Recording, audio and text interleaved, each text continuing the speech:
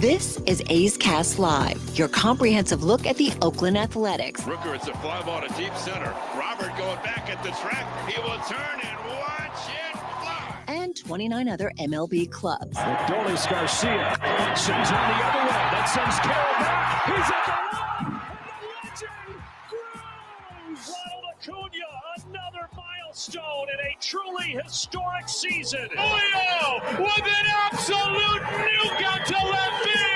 It's Glaber Day. And like a good Glaber, Torres is there. Join us as we take you inside the baseball universe, from humidors to Stuff Plus to walk-off dingers. Spend your afternoon with us, only on A's Cast Live. Here's Chris Townsend. Good afternoon, everybody, and welcome to another edition of A's Cast Live. We are back on the field. Happy to be here, and what a show we have for you today. The guy that hit that big home run yesterday to help beat the Orioles to take 2 out of 3, Kyle McCann is going to join us here on A's Cast Live. Derek Shelton, the manager of the Pittsburgh Pirates, is going to join us.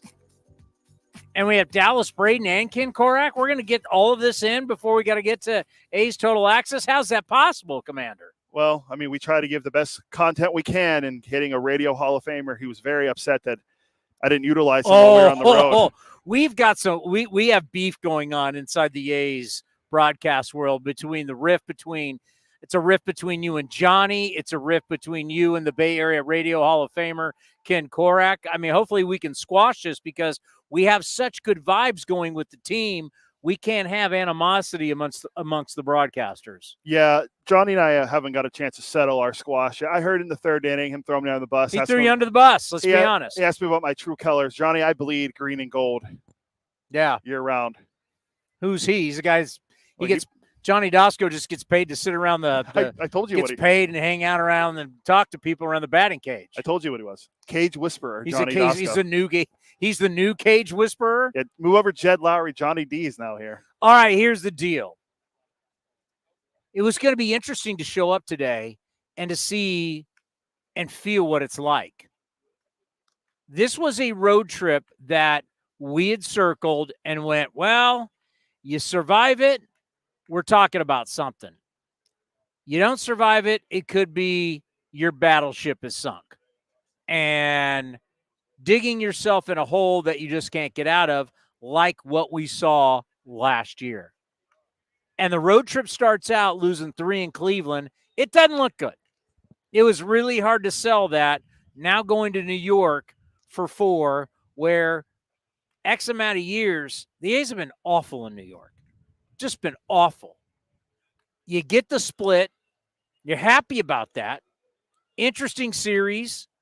A lot of weird, controversial things happen in the series, but you get 2, and then you go on to take on Baltimore. And basically you're taking on the 2 first-place teams in the East because they've been neck and neck, Baltimore and New York. And you get 2 out of 3 from Baltimore, where now Baltimore and New York are going to play a 4-game set starting tonight. That is a huge series. We have a lot of huge series in baseball. Another one we'll get into is LA and Arizona. Arizona popped off a lot after that playoffs, get into the World Series, and then spring training. Well, here you go. Now you got your shot. But for the Athletics, the momentum, the vibe, this is a historic season. And for a lot of people, historic in a bad way. But it is historic. And how you're going to watch a team go through what they're going is something you don't really see. We haven't seen since the Montreal Expos were then going to be the Washington Nationals. This is something most people in the media, this is most people in the franchise, you will never deal with something like this. And the fact that after this, it's Sacramento for 3 years before you ever get to Vegas.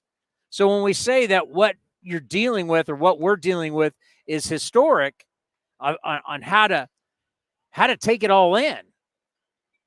So we'll be following this year and how the year progresses out and how everybody handles it. But the fact that this team going through all of this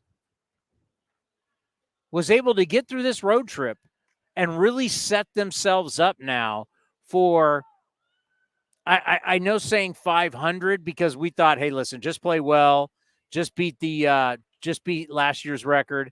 But right now, when you start looking at the Athletics at 12-17 after that horrific start, well, you can kind of make up for that horrific start here at home with a great homestand here. Starts tonight against Pittsburgh. The Marlins are coming into town. You could get yourself right back where you want to be. And a division where no one's run away. I mean, the big thing yesterday was if Texas lost yesterday for the first time in the Bruce Bochy era in Texas, they would be under 500, right? Yeah. No one's running away. Houston's terrible. Seattle's not great. Texas is not good. Anaheim stinks. So it's like, that's being kind. Is that being kind? I think they've lost 9 of 10. And just to show you the lack, I will get into the lack of respect.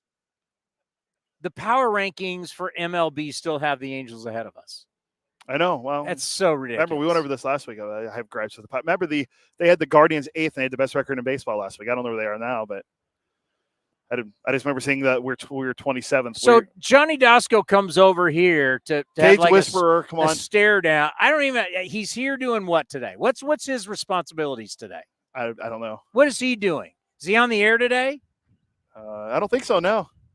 So we're just paying him to hang out and talk to people around the cages. That's what's happening today. Why you want to come over and talk and settle this beef about how you threw Cody under the bus yesterday? Cage Whisperer. Here, I'll let you guys hash it out. Let Johnny D, A's broadcast. Oh, we have a third headset. Yeah. I'll get out of the way and let you. We got to stay on screen here. Yeah. Sit down. Sit down. Right. Sit down. Okay. Well, first of all, I mean, don't ask me how I'm doing. I don't care. You're secure enough in our relationship, right? You're secure. Yeah. My love for you. You understand. Okay, so I can give you a little heat about the Pirates for sure. I mean, I give you heat all the time for your White Sox pick last year. So, I mean, it's fair. Wow, he won't let that go. That was a power changeup, right? That was a power By the way, the White Sox, who have won 3 in a row. Gagne changeup right there. What's that? The White Sox swept over the weekend. They've won 3 in a row. That's the fire. red hot Southsiders right now. Yes. They're on fire. Exactly. Same record as the Marlins will be on Friday. I was just wondering, like, I know you bleed green and gold, obviously, but do you know? In this, no, I don't know that. I know you kind of challenged it yesterday live on the broadcast. I did. Yeah, I was listening. Don't worry. That's Between good. that and you not being a Star Trek or Star Wars guy, I didn't know which one to text you about first. I know that disappointed a lot of people. I know it did. So, but wait a minute, you're not Star Wars or Star Trek? That makes me love him more. Yeah, he's not a nerd. Well, it played in. Johnny and Vince were talking about it for Star Wars Day on Saturday. So yeah. anyway, but you saw it you're like me. We saw the original Star Wars, right? We did. We saw it, and that was good. I'm good. Yeah, exactly. I don't need any more. I don't need Hulu, Disney Plus to show me some Disney stuff that you're now making up. Right. You're just making this Empire stuff up. Strikes Back, you can have it. I don't need. There's no Luke Sky. If Harrison Ford's not in it, I'm out. Yeah, well, hold on. Where's Chewbacca? Hold on. I'm out. Empire Strikes Back was one of the original 3 that came out. So just yeah. Oh, I didn't know. See, could get to your beef. Anyway, no Star Wars stick here. No beef. I just curious. Any part of you at all pulling for the Pirates? Not at all. Wow. Right? Oh wow! I mean, I did watch him playing Saturday in San Francisco. Spotlight. He's putting the spotlight on him. No. Okay. Good. I just want to make sure.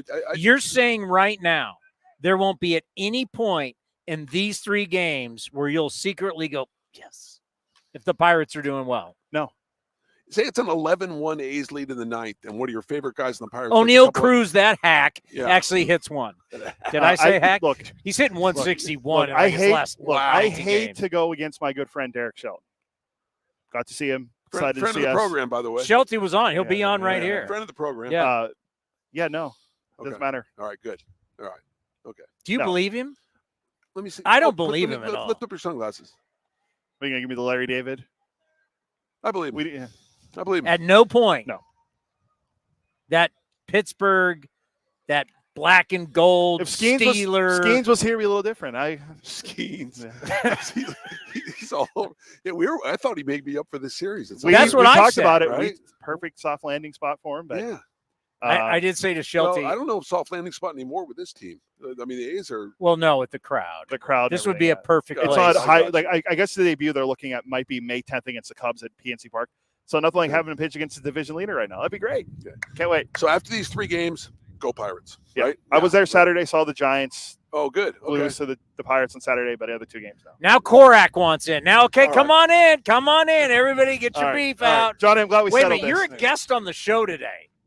Is he now? Yeah. Oh, might as he's well. now. Oh, okay. All right.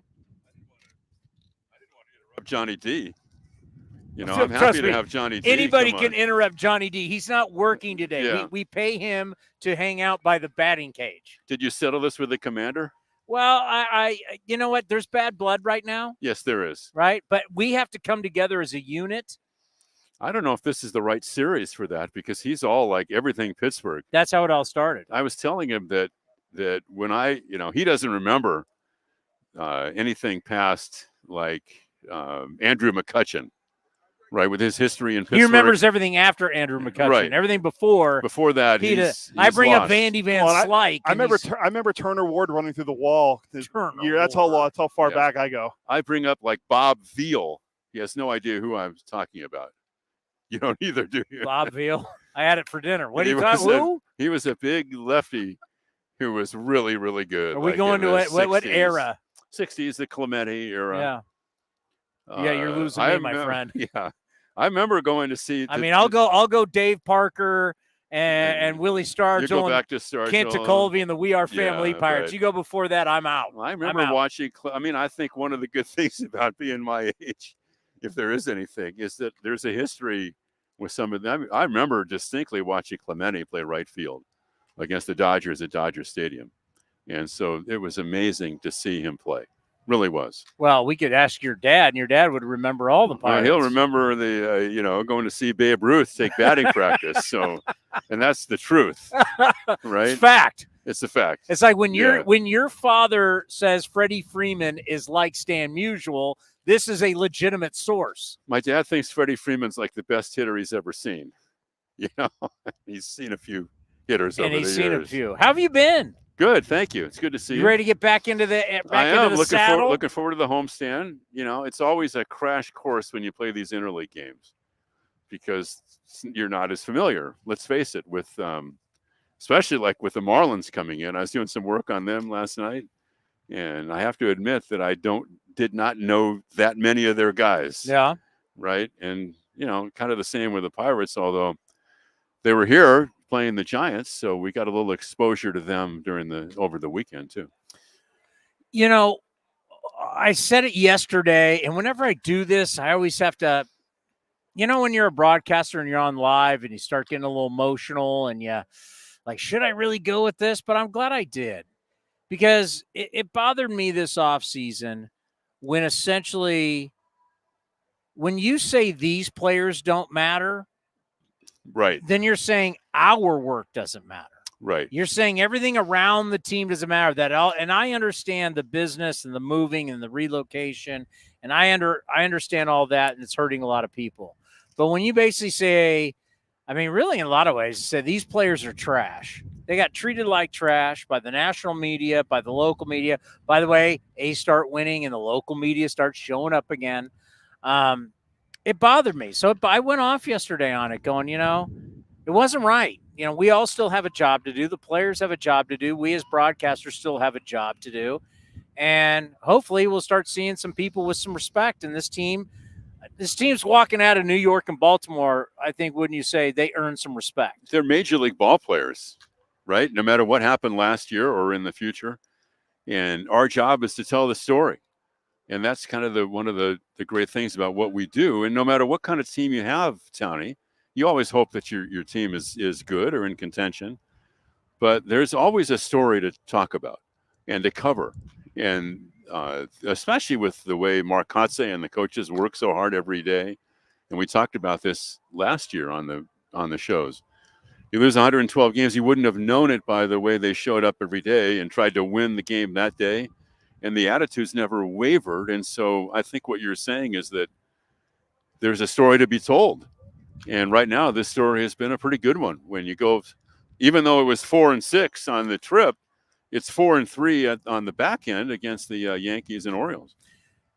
Yeah, you can make a case. You take away the bad start, you take away some of the rough nights hitting, this team could be legitimately 500, and now we're talking about a team atop the division. Well, they've got to hit. They got to hit. They haven't hit. They hit home runs. But literally 1/6 of their hits have been home runs. Yeah. That's not a sustainable model. I mean, it's they've cool been that solo home runs. It's cool that they've hit 32 home runs, but they only have 192 hits. So that's got to change. But they've pitched well, and there's a confidence that gets – I think you breed confidence on your club when your bullpen can lock a team down. I don't think there's anything more deflating than having a lead late or in the middle innings and you can't hold it and you lose a game when you feel like that was a game you should have won. And that hasn't happened when you have guys like Urseg and Miller at the back end. Yeah, two just unbelievable stories. I mean, you think of Mason Miller, his rise, finding out type 1 diabetes, changed his life, changed his body. Everything is where it is now. He's able to stay healthy. Mm-hmm. Lucas Ursig, his battles in baseball, in life, and basically going from position player to pitcher. We have some unbelievable stories on this team. Mason Miller is a big story in Pittsburgh today. Yeah. Right? Because the Pittsburgh writers have been, and the members of their media have been dying to talk to him because he's kind of burst upon the national scene in this last week. That happens when you go to New York and you strike out Soto. Soto goes 0 for 2 against Miller and strikes out twice. And you strike out Judge to end the ball game with a 103-mile-an-hour fastball. So, yeah, it put him the headlines were all over him for sure. Commander, we had Justin, was it Shackle? Justin Shackle. Justin Shackle, the new Yankees. Yankee. We had him. And you know what he said to us? And what basically what you're getting at is now we have these stories that people are interested in. He said that he and Susan. Well, you know, Susan.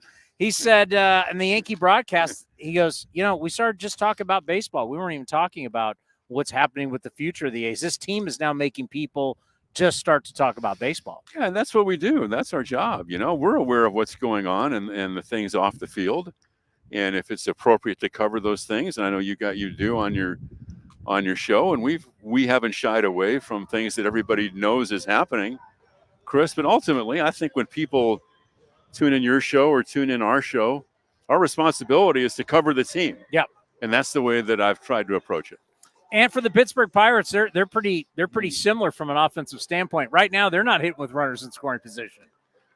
9 of their last 12 games, they've scored 2 runs or less. And we were on the 3 runs or less. Right, I know. They could have. They lost 2 out of 3 to the Giants. They might have been able to win all 3, but they haven't scored runs at all. They walk a lot. It's interesting. They lead the National League in walks, and their walk percentage is second best to the Yankees in baseball. Would you say that's good news for Joe Boyle tonight? Well, it's probably not a great matchup, but listen, everybody, Joe more than anyone knows that he has to throw strikes. His stuff is so good that he has to throw strikes. He had a bad break on the balk, I thought. Oh, my God. That's still not. I remember our buddy Shooty Babbitt came on after the game because I get to watch just that. Like, I'll stick around for just the very first part of A's Postgame Live on NBC before I got to come in and do the stuff with you guys. And Shooty's like, I still haven't seen it. And then I come out. Right. And I get ready for the post-game show, and I say to Vince. Vince says, I still haven't seen it. And I went back and watched it. It's like in the NBA, you can call traveling every single time down. You can call holding on every NFL play. To me, it reminded me of a California rolling stop. Could you call it because he wasn't perfectly stopped? But it was ridiculous. As Chick Hearn used to say, it was a ticky-tack foul. Thank you. Right. Hall of Famer. Yeah, because, I I assume that's what they called that he didn't come to a full stop. He didn't come to a full stop. Because he did it, and it was like minute kind of a thing. It was. I don't think that's a call that is made that often. And then, as he said, he threw the next pitch to Judge was almost the same pitch. So he kind of gave Judge a free pitch, is what he said after the game. And Judge hits it out. But I thought that was a bad break for sure. What's exciting you right now about showing up to the ballpark? Well, I always enjoy coming to the ballpark no matter what. But right now, I'm pretty juiced. I got to tell you, for me, well, I'm like a side of the way the team played. How are they gonna How are they going to take that momentum of New York, Baltimore into this series? Well, Something like that. I get excited with what we do on the air when your team pitches well. I think the worst thing for us and for fans or anybody watching a game would be if you're giving up 7 or 8 runs a game and you're walking 5 or 6 guys, and that's not fun baseball to watch or to broadcast. So when you pitch well, you kind of feel like your club's going to be in the game. And the A's lead the league in 1-run decisions. And when you're doing what we do, right, Towny, you kind of live for a close game late. And so that I think stands out to me, I think more than anything. And I think the other thing is that you're kind of approaching that 40-game mark when people start to, GMs talk about let's give it 6 weeks before we really fully evaluate what we have. But the A's have 5 or 6 guys that have to get going offensively. They really do. There are too many guys that are batting below the Mendoza line right now that the A's believe in and believe are going to hit. So I think that is just to see how that unfolds. If these young guys can make the adjustments, and for some of them in their second year in the big leagues, and become bona fide major league hitters this year. I don't want to do anything negative today, but since you brought it up, it really is scary when you watch games, because I was like you, I was watching Pirates-Giants games, knowing the Pirates were coming to town, and I watch a lot of games. I watch a lot of highlight shows. It is really scary how many people at this point, how many good players, let alone regular players, are hitting under 200. Yeah, and I don't – mixed feelings about – I think people tend to overdo that early in the year because I think when the weather warms up, the hitters warm up too. So I don't place like a huge amount of stock in that. But that's you're a right. lot of warmth. You're right. You're going to need a lot of warmth to come back from 160. And especially because with the banning of the shifting, we were supposed to see this uptick in offense.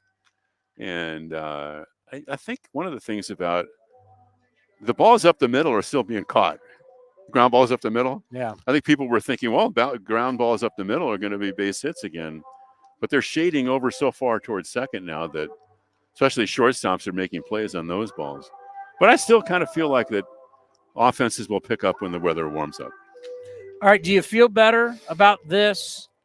I always feel good about what you guys are doing. Well, I thought there was a little, yeah. You mean with the Commander? Yeah. Are we good? It's been a tough day for the Commander. Yeah, you know, everyone's coming after me because Johnny D had I think we're going to have to kind of work on smoothing that relationship out a little bit. Are we going to need therapy? Couples therapy? Yeah, maybe so. A therapist come in for A's Cast and make everything better? Bob Veal was a good left-handed pitcher, Commander. I go back to Elroy Face. He was a great reliever. You go for the Honus Pirates. Wagner. Elroy Dutchman Face with a forkball. He won 18 games in relief one year. Yeah, it was pretty amazing. Mazeroski in the 1960 World Series, of course. I'm a Kenta Colby guy. Yeah, but you didn't throw that way. No, but I let my like first year of really, if I go back and go, when do I remember sports? That's why I once you have kids and you start living life through their eyes, you realize kids don't remember anything until you're like 6, 7. So I'm starting to think like I first really started remembering what was going on in sports was in 1979. And that just happened to be Pittsburgh Pirates took down the Orioles and the Steelers beat the Rams and Vince Ferragamo in the Super Bowl. The Pirates and the Orioles had some great battles. A couple of World Series, right? 83 too, right? Mm-hmm. And, speaking of old-time stuff in baseball, this pitcher for the Pirates, Bailey Falter, he is a Sandy Koufax disciple. And we'll tell the story on the air today. Well, you're not going to tease us and leave us. But he has, if you watch him, he has a long stride. And he's in like the 98th percentile in extension. When you say he's a disciple, does he try and pitch? Yeah, he has been his windup was patterned after Koufax. So it'll be like me trying to swing it like Ben Hogan. Exactly, or me. See, I think I'm swinging like Sam Snead, and I swing No, like you do not. I swing like a hack. I'm in my mind. It's like, this is Sam Snead, and then I look at a video, and I go, "There's not even." You and I have played a lot of golf. You it's do not look like Sam Snead. I know. That's my point. The slammer. That's my point. Yeah, I wish you looked like Sam Snead. That was one of the most rhythmical, beautiful swings in the history of golf. Which I don't have. But you feel like that, so that's all that matters. That's right. And his dad was a big baseball fan, and once Bailey, who's a left-hander, started having kind of an aptitude for baseball, he got exposed to Koufax by his father at a very young age, and Falter actually had photos of Koufax in his bedroom when he was a kid, and did reports like if the teacher would say, "Can you write a report on or an essay on a famous person in history?" He wrote about Koufax when he was just a boy. And if you look at his stride, I mean, the windup, I'm sure, does not remind many people of Koufax, but in terms of the long stride, it's something that he incorporated when he was a kid from learning how Koufax threw. Sandy Koufax for a left-handed pitcher was unorthodox. Because if you remember what it looked like, where he came and he was a much over-the-top left-handed pitcher, which most lefties are more of a three-quarter. He was an exaggerated over-the-top pitcher, which that generated the big 12-6 curveball. He had a great curveball. Which most curveball, remember, like for A's fans, Barry Zito, how the way his curveball came in, it was almost just and that was the exaggerated over the top, almost a short armor Sandy Koufax was. It's not what you would teach if you're talking about modern day pitching. And Drysdale was from over here. Drysdale was three-quarters, and he was tall, right? Drysdale was like 6'6". Yeah, and he was really nails on right-handed hitters. Now, McCovey hit him hard, but obviously McCovey batted from the other side. I did an interview with Willie Mays. One of the reasons I got it, because Willie and my grandfather played. My grandfather ended in New York playing Willie Mays, so I was able to do a Willie Mays interview. He was talking about how soft guys were today. He said Don Drysdale, every single game that he got into the box against Drysdale, he buzzed his tower. Yeah. And he said, I'd pick my cap, I'd get back up, I'd get back. But he said every single time. Yeah, no, he was feared. By the way, the Koufax story comes from a great story in The Athletic. It was written, I think, 3 years ago when Falter was coming up with the Phillies. And I have to think Koufax was a little bit of even though you were a big hooper when you were growing up, Koufax had to be a big inspiration for you. Oh, huge. Are you kidding? My grandmother didn't care about baseball, but when Koufax pitched, it was a holiday, Towny. So, yeah, he was very big in our household, that's for sure. And the stories about, you got to read these stories. It was God, I got to remember who it is. But they said, like, he still to this day walks around. No one knows. He never, like, announces he's showing up. This guy's baseball royalty, but doesn't want to be. He never sought the spotlight. He did a little TV for NBC after he retired, but not for many years. And I think he lived like up in the Central Coast somewhere, right, for years. He died recently. He was longtime manager, bald.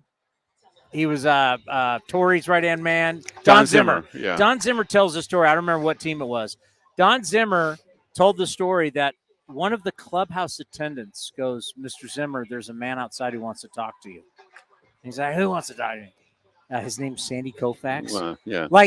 And Don Zimmer was like, "Oh my God, Sandy Koufax!" You know, it's like Sandy has never played on his stardom as truly in his run can be made that his run's the greatest run in the history of baseball. That's why people, even though he only won 165 games, think he may have been the greatest pitcher of all time because of that time he was so dominant. And before they had invented Tommy John surgery, if they had Tommy John surgery when he was pitching, he might have pitched another 8 or 10 years. Yeah, take a year off, and because his elbow just blew out. Yeah, he was done. You're putting that kind of force on it, and then you have Tommy John, and right. All right, okay, buddy, this was fun. I'm just gonna say this: patch it up with the commander. I know you don't like to talk about it, but it's great that there are times where you're taking time off so we can preserve you for years and years and years to come. But I'm some fossil or something. I will say this. You are missed when you're not on the air. I appreciate it, man. You are missed. I love doing the games out here, so it's been a lot of fun. We'll get back into it tonight. The Bay Area Radio Hall of Famer, Ken Korach, right here on A's Cast Live. Where does one community end and the next begin? Across the railroad tracks? On the other side of the river? Is it between the east side and the west side? At Comerica Bank, we believe it's all one community, and we're all part of it. That's why Comerica has invested over $20 million for affordable housing, financial education, and workforce development in lower-income communities. Because when we raise expectations for everyone, we all rise. Member FDIC, Equal Opportunity Lender. Whether it's a midweek trip to the ballpark to catch a game or a weekend of baseball for the family, grab your tickets for an A's game this season. Secure your seats today for all the biggest matchups, fireworks, drone shows, giveaways, and more. Don't miss out on all the things happening this season. Rose and Seth. It's a drive into center. It's deep, and Straw is back at the track. He will turn and watch it fly. So grab yours now at athletics.com/tickets. That's athletics.com/tickets. Hey, Oakland A's fans, step up to the plate with Xfinity Internet. Get the fastest speeds and low-lag streaming for an incredible viewing experience that knocks it out of the park. And you'll have a consistent connection with reduced buffering and freezing, so you can stay in all the action inning after inning. When it's game time, make sure to catch it all with internet that's powerful and reliable. Stream sports from the best seat in the house with Xfinity, because it's only live once. Actual speeds vary and not guaranteed. Many factors affect speed. For factors affecting speed, visit xfinity.com/network management. This is the place where you can dance like nobody's watching, win like nobody's business, and get away like you mean it. So what are you waiting for? Come join the party. Take that evening out and make it a night you'll never forget. This kind of action can't be beat.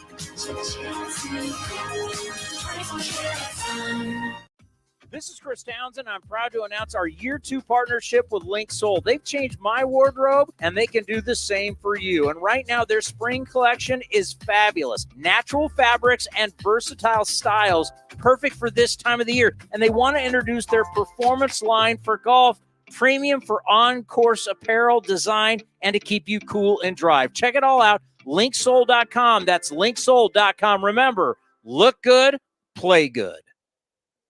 With more sunshine returning, it's time to get outside and make the most of what Cinnabar Hills Golf Club has to offer.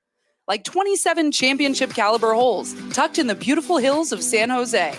And take advantage of their amazing Bay Area views for your next special event. It's all for you at Cinnabar Hills Golf Club, an award-winning venue designed to peacefully take you away from the bustle of Silicon Valley. Go to cinnabarhills.com. That's cinnabarhills.com.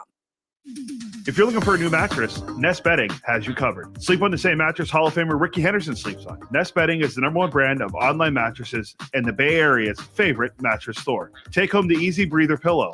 The New York Times calls it their #1 pick. You can navigate their easy-to-use website, nestbedding.com. That's nestbedding.com. Green and Gold fans, use the coupon code Oakland and you get 10% off your entire order. Nest Bedding, love where you sleep.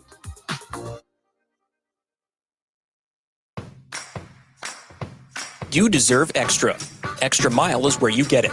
You don't just deserve breakfast. You deserve extra fresh Mile 1 coffee just the way you like it. You deserve more than a quick bite. You deserve an extra satisfying array of hot foods, extra good snacks, and fountain drinks that help you go the extra mile. Plus, with Extra Mile rewards, you can earn free stuff. Visit Extra Mile at select Chevron and Texaco locations. See program terms and conditions for details. If you're looking for a great place to eat and watch games, go see our friends at the Chicken Pie Shop of Walnut Creek. The Chicken Pie Shop is one of the hottest restaurants in Walnut Creek. You're not going to find a better menu, and come try their world-famous chicken pie that has been served in Southern California for 86 years. Spacious indoor and outdoor dining, perfect for your next private party or corporate event.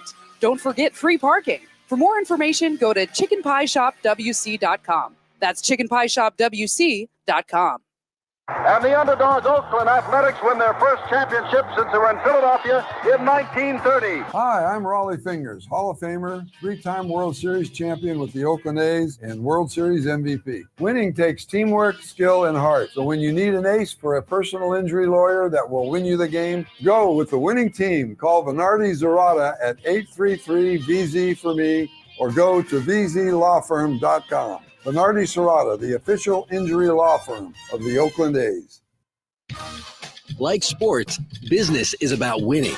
Championship decisions are business decisions based on what it takes to help your company win. And that's why there's UBO Business Services, specializing in helping you win every day by streamlining workflows, managing documents, and providing the best-in-class office technology.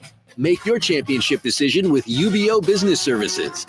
Visit them at ubeo.com. That's ubeo.com. Unlock offers and receive exclusive in-game features by downloading the MLB Ballpark app for iPhone and Android today. Plus, get the latest information on game times, schedules, and more.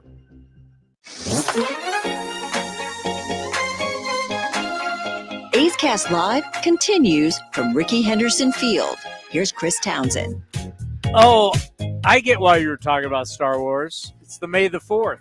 Yes. I got it. Vince asked Johnny about it on the broadcast if he was a Star Wars or a Star Trek guy, because Vince is a Star Trek guy, and Johnny goes, "Hey, I never really watched either." Well, I wasn't expecting that. I was growing up. Oh, all we do. He's the best pitching coach in baseball. All we do is how great Scott Emerson is. That's all we do. Phone calls in the post, and now he just big leagues us. Well, now he just big leagues us. Confirmed. See, well, you're down here cage whispering with Johnny. I was working. Emo's coming on tomorrow. Oh, never mind. You're coming on tomorrow. I was huge. I mean, Star Wars came out in what, 77? Correct.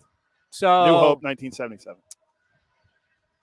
Yeah, I remember going to it in the theater. I probably was so young, I don't really remember. But I loved Star Wars when I was a kid. I actually had and I didn't realize that later on in life. If I would have known when I was a kid they would be worth a lot of money, but I had they were the big action figures. Oh, yeah. Those were Darth Vader, Chewbacca, Luke Skywalker, Princess Leia.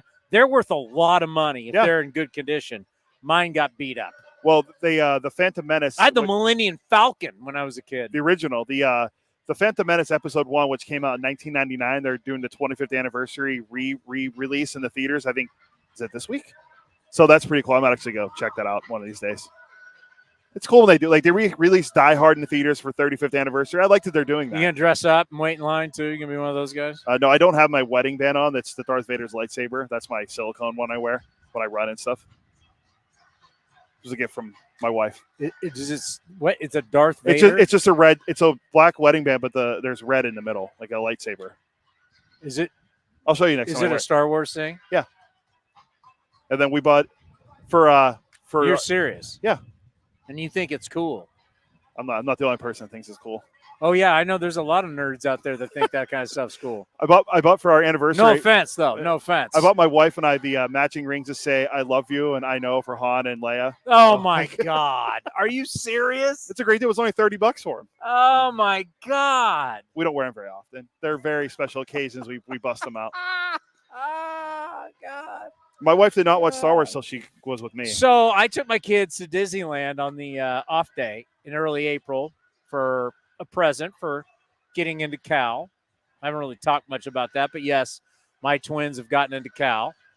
Big deal. Obviously, Cal, one of the best colleges in the world, let alone this country.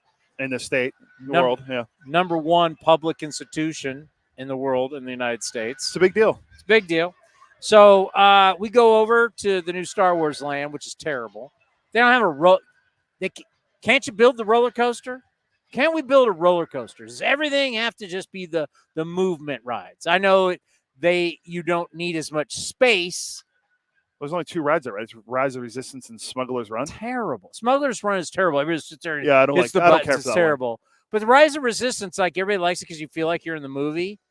Have you guys been in the cantina there? Yeah. Yeah, the cantina's pretty cool though. It's only I don't like waiting to get in. But it's a cool spot. The Kylo Ren. Kylo Ren, yeah. Yeah. Darth Vader's grandson. I mean, he's basically a knockoff of Darth Vader. It's his grandson, so it makes sense. Yeah, so we're like watching the whole time going, it's not Darth Vader. No one's Darth Vader. I'm a big Vader guy. So, yeah, Vader, it's Darth Vader. One of the greatest movie villains of all time. Don't ever debate me. He's one of the greatest movie villains, any genre of all time. Greatest movie villain. Yeah, I'd put him up there. Yeah, he's up. You can put, if you want to look at villains, Lord Voldemort would be one. Harry Potter, he's a pretty big one. Jaws. The shark. Shark was a pretty big villain, scared the hell out of people. Wouldn't go into pools anymore. That's true. He is a big one. Forget lakes and forget people wouldn't go into bodies of water, whether it was a pool or a lake. When I was a kid, people were terrified. Jaws made people terrified to get in water, and you knew there was no shark. There's not a shark in a lake. Most lakes. There's not a shark. Most lakes. Well, what lakes are you hanging out in? You go into the south and you can get the salt water creeps up. I've heard some things.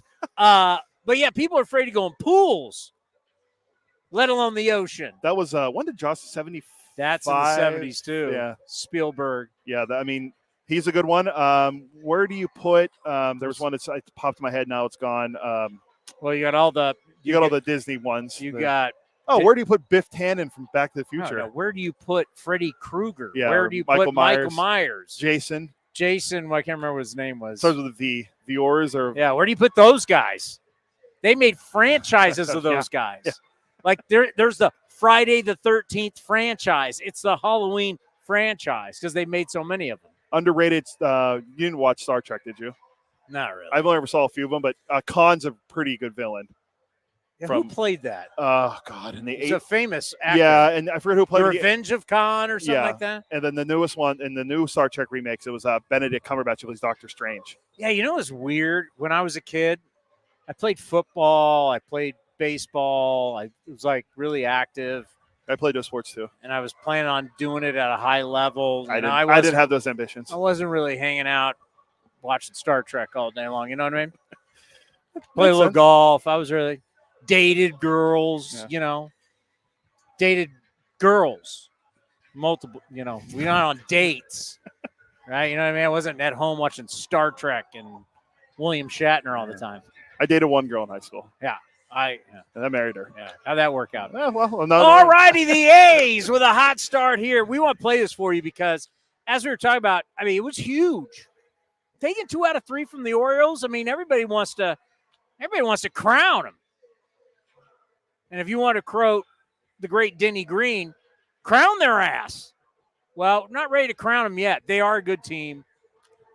The one thing that did bother me about in that series is we are now in our game acting like everybody's got to be a first-round pick or everybody has to make a lot of money. Let me remind everybody in sports, and it doesn't matter what sport we're talking about, not everybody is a first-round pick, and nobody starts out with money, especially in our sport. Guys may have gotten some in the draft, but everybody's going to make the minimum here. All the great players have made the minimum. I don't care. Name me a great player. Name me one. Mike Trout. Mike Trout made the minimum. Yeah. Aaron Judge. King Griffey Jr. made the minimum. Name a guy. George Brett, Mike Schmidt, Wade Boggs, Tony Gwynn, Cal Ripken Jr., who was at the series. Barry Bonds. Barry Bonds made the minimum. Hard to believe. Yeah. Everybody makes the minimum. All these great hitters made. So this whole talk about where you're drafted and how much money you make, it's like it gets to be ridiculous, right? Is every guy who's a great player, every All-Star, every Hall of Famer a first-round draft pick? No. So why do we have to act like every team's got to, if you don't have a bunch of first-round draft picks or if you don't have guys who make big money, you can't win or have good players. Every single player at one point did not make money, didn't make huge money. Correct. They made the minimum. Yeah. Every guy. Derek Jeter, your guy Jeter, Jeets made the minimum. Oh, here we go, more Yankeeography. Great. A-Rod made the minimum. More Yankees. Come on, who else you got? Grandy Man. A-Rod will always be a Mariner to me. Cano. Come on, what other Yankees want to get? The Grandy Man. It'll always be. So I understand Baltimore is going to be good, and I'm going to root for them. I like watching them play. They got athletes. They've got really good athletes. Brandon Hyde, a friend of the program. He's from Santa Rosa. We're going to root for him. We'll have him on the show when when Baltimore comes here. But, I mean, that was big. Taking 2 out of 3 from them, that was big. Splitting the series in Yankee Stadium, weird series, weird calls. Ken brought it up, the whole Boyle thing and the Bach call. But, guys getting thrown out every game. But in New York, a lot of strange stuff can happen. The fact that you split that series, it was a good road trip. Now, Cleveland, awful. And Stephen Vogt, it is what it is. And good enough to see him. And they had a tough series. They had a good series. That was a well-fought series against the Braves over the weekend in Atlanta. They lost 2 out of 3. We're getting a lot of good series of good teams hooking up. We got a great one going tonight where you got Yankees and Orioles are going to start a 4-game set. I do want to get into the one I'm really interested in on the West Coast, and it's going to be in Arizona, the Valley of the Sun, Dodgers, Arizona. We'll get into that. But before we do that, in case you missed it, in case you missed what happened for 3 days in Baltimore, Cody has put together a little montage to fire you up. If you're not fired up, get fired up about the weekend in Baltimore.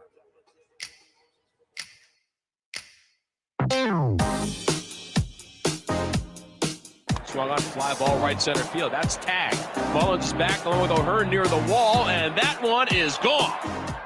Seth Brown, a deep right center, is second of the year, and the A's jump ahead 1-2. Into the count on Bleday, and Suarez at the belt, the 3-2 pitch. One line drive, base hit down the right field line. Butler around third, he'll come in and score. O'Hearn will fire it in, going to third base is Nevin on a double from Bleday, and the A's have tied it up at 2. The infield is in, and Rooker with a bloop single into left center. Into score is Nevin. Bleday around third. It comes the throw to the plate from Mullins, not in time. Going to second base, Rooker.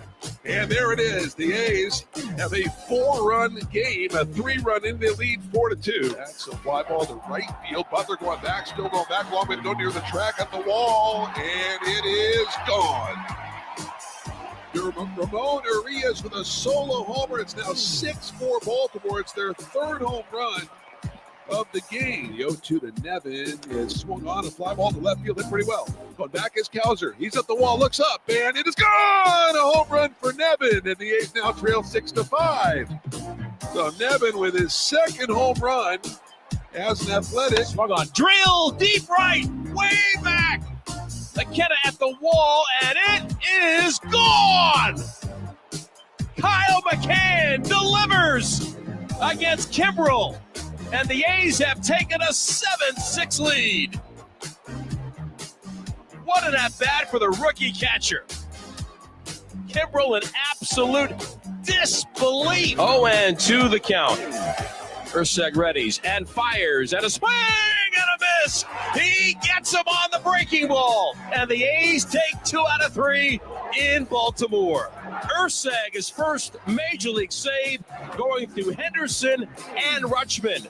And the A's are victorious 7-6. What a weekend at Charm City for the Athletics as they end up with a 4-6 trip. And what they did in New York and what they've done in Baltimore, certainly some high hopes moving forward as they get home to the Coliseum tomorrow to take on the Pittsburgh Pirates. Final score, Oakland 7, Baltimore 6. These guys have been battling all year, and to come here against just a playoff team, a team that obviously is top of the division in the East, but to show that fight, to show that resilience, up and down, like you can talk about basically almost all of these guys today that they contributed in some way, shape, or form to this win, which says a lot about that group out there. I like it. I like when we'll get this going again later on today, but I like the montages you've been putting together. Quality work. Thank you. It's been a while since I've done those. We'll have to eventually hopefully get into more video side of it, but the audio stuff is still a lot of fun. So thank you. Yeah, it's good stuff. And now the Pirates come to town. Oh, I'll take it. Thank you. Not a good weekend in San Francisco for them. We have seen the A's go on the road and do some things where you're happy about it, and then they come back and lay an egg. They cannot do that. The A's have to come back. This is an important – you got to build on your momentum, right? I watched this thing the other night. It was Omaha Productions. It's Peyton Manning, and he's talking with Ray Lewis. And Ray Lewis was talking about momentum, and he has the famous saying, momentum is real. It is. You have momentum right now. They don't. And for the A's to figure out how to win, you know, I can sit here. I can read it to you. Of their 28 runs on the road trip, 20 came via the home run, 71.4%. They have now become the kings of the solo home run. That is not a way to live. 53.6% of their runs scored have come from home runs this year. And that's one of the reasons why they haven't scored a lot of runs. They don't hit. 45 of their 84 runs are from home runs. They don't hit with runners on. They don't hit a lot. And here is a problem. They're not walking a lot either. Something that A's teams have traditionally been very good at, where when you start looking at the leaders in walks are usually high 500s, you know, maybe let's say 550 and above. For when you look when the A's have been a playoff team, and we're a team that preaches patience, preaches walks. If you look at last year, we didn't walk at all. I mean, we don't put a premium on hitting for average. It is what it is. I'm kind of working on a little project. I don't want to get too much into it, but I'm going to, because I want to have the data, all of the data to be able to back it up to say, well, this is what the data says. And when you start looking at 12, 13, 14, 18, 19, you don't count 20 because that was a shortened season. You can start to see where the walk numbers are. You can start to see where the A's would excel. And then in years when they don't win and they don't score, Kyle McCann's joining us right now. His batting practice is over. As we told you, he'd be showing up. That, as I said, like in seasons where they haven't had great years offensively, they haven't walked a lot. But we're not talking walks. We're talking bombs. How you feeling? Oh, I'm feeling good. Come on now. That was awesome yesterday. Yeah, it was a great moment for sure. Like early in your career, you're on the road. It's a big game. You're doing it against a guy that potentially could be in the Baseball Hall of Fame someday. Just take us through after it. We'll get to how it happened, but after it happened, you're in the dugout and you're like, man, this is what I dreamt about. Yeah, it was awesome. I was a lot of energy, obviously. I got in the dugout screaming. All the teammates were on me. So it was an incredible moment and couldn't be happier. And in a situation to help your team to a standpoint, just talk about the team, the momentum, the flight, that all of a sudden, like, hey, we split New York, took 2 out of 3 from Baltimore. It's pretty damn good. Yeah, we love happy flights. Love them. To take that last series from Baltimore and even split with the Yankees, it just shows us what this team can do. What is the feeling like from a standpoint of winning right now for you guys? Like, how do you guys tell us how the confidence of how you feel about yourselves? Yeah, I mean, obviously winning is more fun than losing. So when you start winning a lot of ball games, the team chemistry becomes better. It's just the locker room, and everyone's excited. Everyone wants to go out and get another win. Yeah, confidence is such a real thing because you've probably at some point, I don't know when, but when you play on a bad team, you know you're losing almost every single day. That's rough. You got to start playing for yourself. You're playing for your numbers. But here you can tell there is, I'm not going to say super special because we'll wait for that. But there is something special going on here. Yeah, I mean, we're all leaning on each other. We all want each other to do what needs to be done, and it feels like no one's being selfish. Everyone wants to try and win the ball game, and it's been a lot of fun. So when you go on the road, we talk about it all the time. You're in a situation where you're flying together, you're traveling together, buses together, dinners together. Talk about coming together as a group when you're on the road, especially a long trip like that, which was 10 days. Yeah, I mean, I think it helps the team chemistry a lot. Everyone gets to know each other a little more. I mean, we're always hanging out together, even in off the field. We're all going to get dinners. I think it goes a long way, and I'm telling you, the team chemistry, we're in a good spot right now. So I'm putting you on the spot. On this 10-game road trip, tell me something you learned about one of your fellow players. That is on the spot. Who would you want to know? Anyway, you tell me. You tell me something you learned. I didn't realize this guy's this funny. I didn't realize this guy eats like that. I didn't realize, like, you learned something about everybody on one of these trips. I know when I travel with the team, you learn something about guys, and that's me. What's it like? Give me something you learned on this trip. I would have to go with, as you said, people who eat a lot. I got to throw my boy out there, Kyle Muller. That man, I have never seen. He crushes the spread. I'll have a nice plate on when I sit down next to him, and he'll look at me and go, "That's it? That's all you're eating?" he one-ups me on it. So if I'm sitting next to him, I gotta make sure to load the plate up for sure. Now he is a big man. Oh, he's huge. So he's knocking it down. Oh, breakfast, he's eating 10 eggs minimum, 10 pieces of bacon. I mean, he. Oh, wow. Yeah. No, it's impressive. So, like, if he sits down for a steak dinner, he's wolfing multiple steaks down? I don't know about multiple, but he's going to get the biggest one. He's not getting cheated. No, he gets it in. That's impressive. I didn't. And you know what? Let's talk about him and Mitch Spence, because so much right now, obviously, Mason Miller. I like to highlight the guys, a role that I once had when you're that guy that's not a celebrated role. I did in college, where you come in and you pitch these certain innings. People don't, with starters not going deep, that 5th, 6th, even the 7th, we're always worried about the 8th and 9th and the setup guy to the closer. But just talk about how big Muller and Spence have been coming in when starters can't go deep. Yeah, they've been doing an exceptional job. I mean, they come in, they get the job done, and then it helps our bullpen down the road too. It saves some arms, and once we get to the 8th and 9th, we know we got Urseg and Mason ready. So for them to come in when our starters aren't doing so hot, they come in and they get the job done. There was a lot of talk in the dugout before you went out in the 9th inning. What were you guys talking about? Because we're sitting there going, "It's Mason Miller," and then all of a sudden, no, it's not. It's Lucas Urseg. Yeah. What were they saying to you? Shay came up to me and he was just telling me what's been going good with Urseg lately, and that's to mix in some sliders, because normally he's just heater, four-seam, sinker, changeup, and lately his slider's been on, and that's what we struck out Adley on the last pitch. Well, I think people need to realize Urseg is still learning how to be a professional pitcher. Isn't that crazy? Yeah, it is crazy for sure. It wasn't that long ago he was in AAA hitting home runs. I know. He's nasty. He's good. We're talking, it's closer-like stuff. No, yeah, I would say he goes a little. He's a little under the radar because of Mason Miller, but I'm telling you, they're neck and neck with the stuff they got.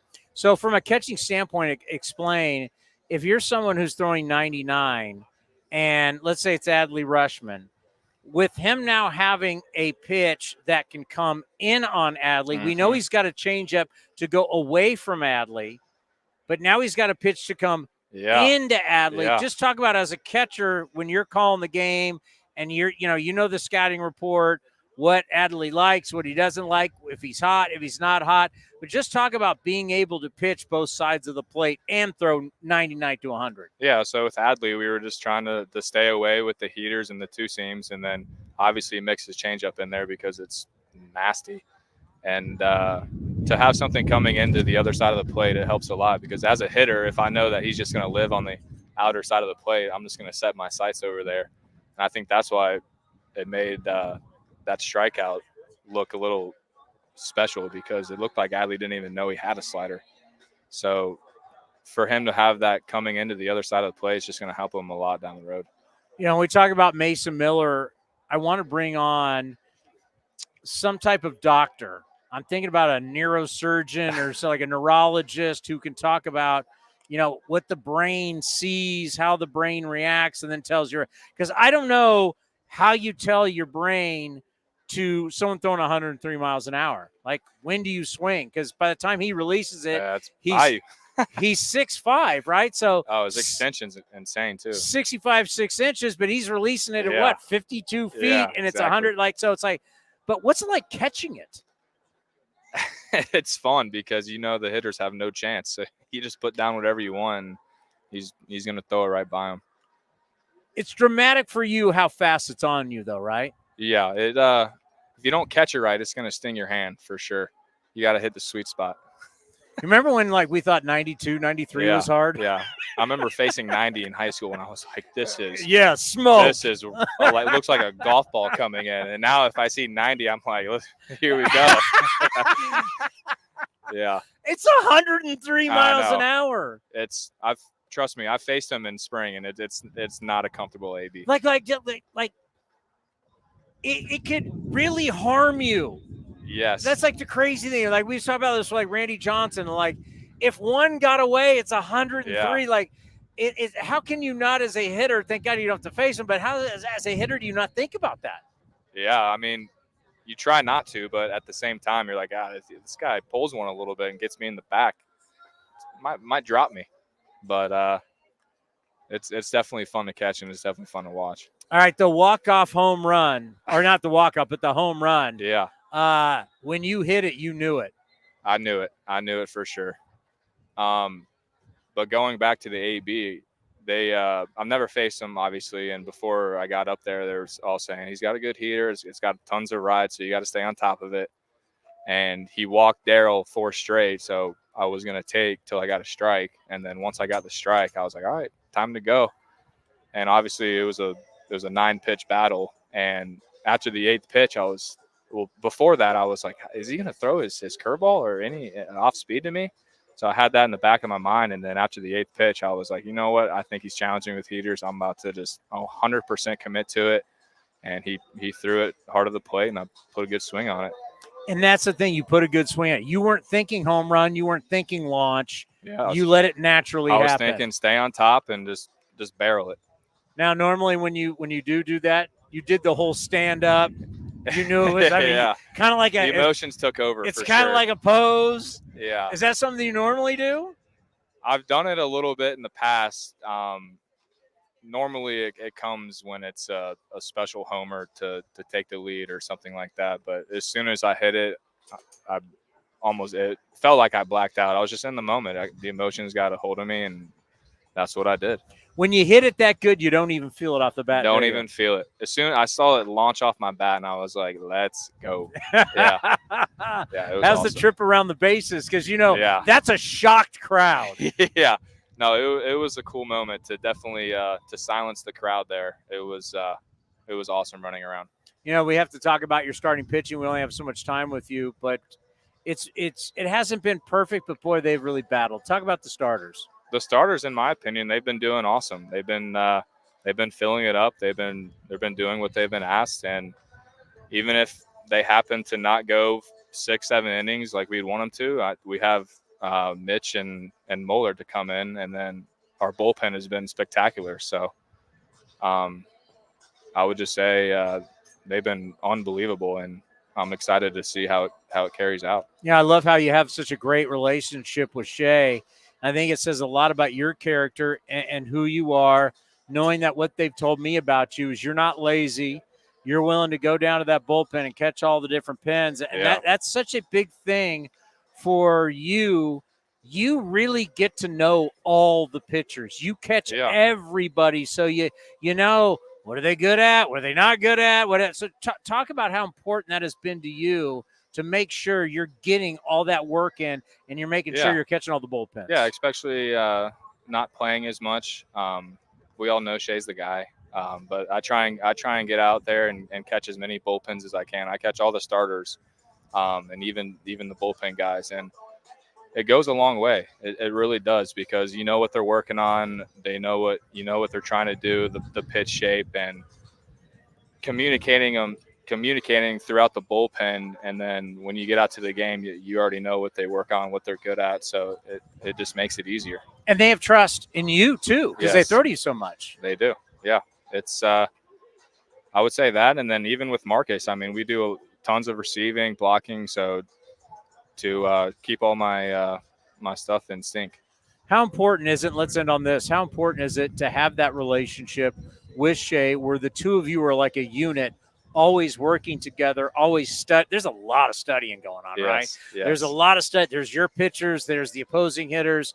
Just how important is it for you guys, no matter who's playing that day, to work as basically two brains working as one? Yeah, we always bounce ideas off each other on how we think we should attack hitters, and the homework that we have to do, we'll text each other, hey, what do you think about this guy? Oh, okay. So it goes a long way, and to be on the same page as him, it makes us control the pitching staff a lot better. Yeah, too bad you were on a flight last night. You were on all the highlight shows. You were on Quick Pitch.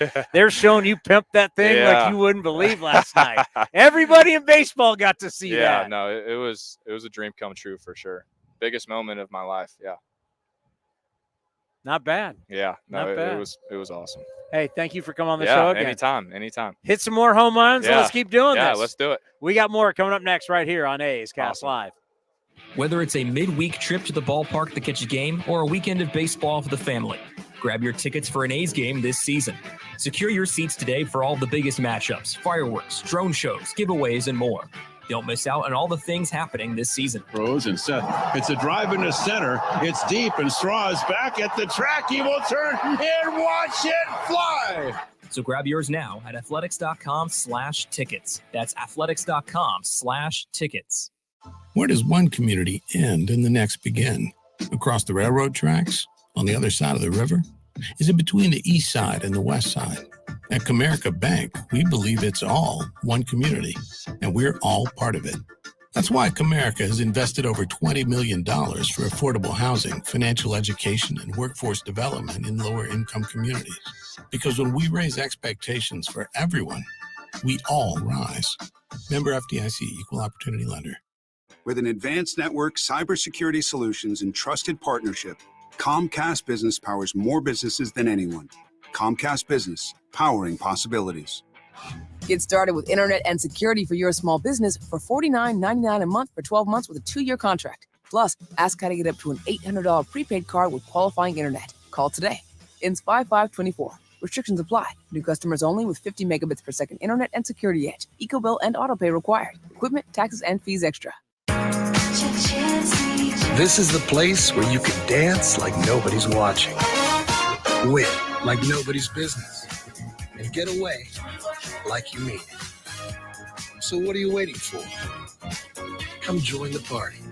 Take that evening out and make it a night you'll never forget. This kind of action can't be beat.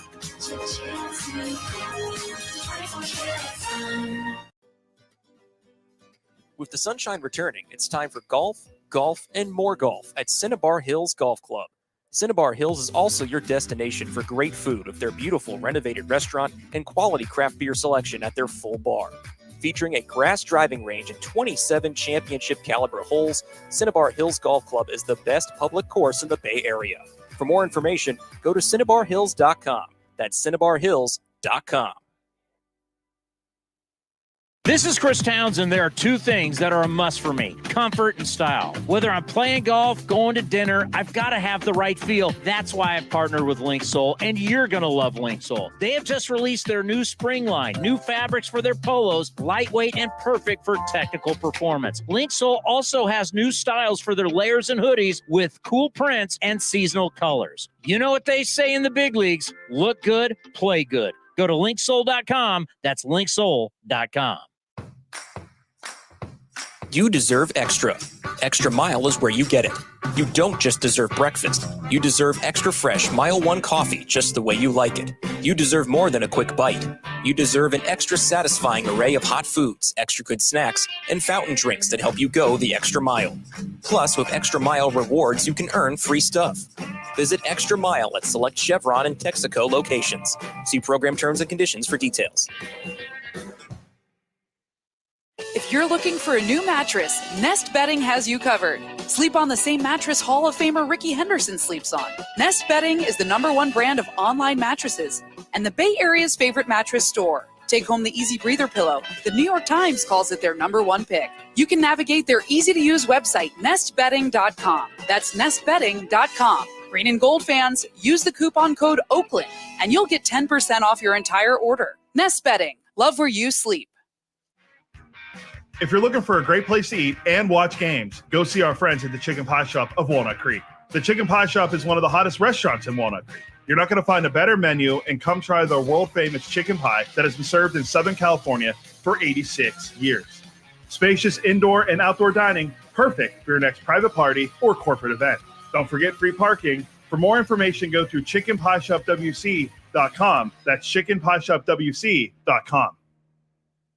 And the underdogs Oakland Athletics win their first championship since they were in Philadelphia in 1930. Hi, I'm Raleigh Fingers, Hall of Famer, three-time World Series champion with the Oakland A's and World Series MVP. Winning takes teamwork, skill, and heart. So when you need an ace for a personal injury lawyer that will win you the game, go with the winning team. Call Venardi Zerata at 833-VZ for me, or go to vzlawfirm.com. Venardi Zerata, the official injury law firm of the Oakland A's.